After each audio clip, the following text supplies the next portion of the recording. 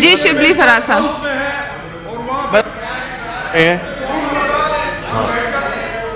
कि आपका लगता नहीं है, अब चेयरमैन, अब डिप्टी चेयरमैन साहब को आपने भिजवा दिया।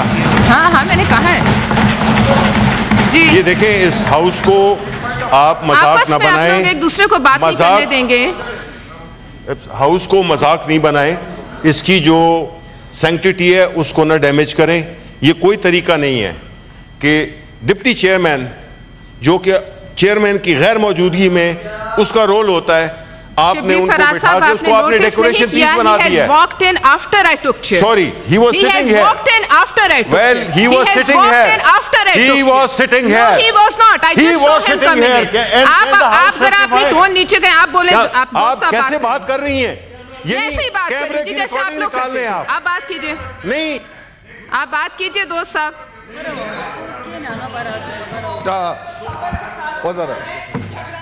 The chairman Senate also has a prerogative.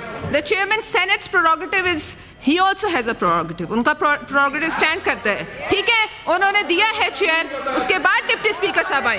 बताए और हमें कुछ नहीं चाहिए। ठीक है, नहीं आप पीछे मुड़ के नहीं देख रहे। आप पीछे मुड़ के नहीं देख रहे। आप पीछे मुड़ के नहीं देख रहे जी। बात कीजिए। Anyone else for a point of order?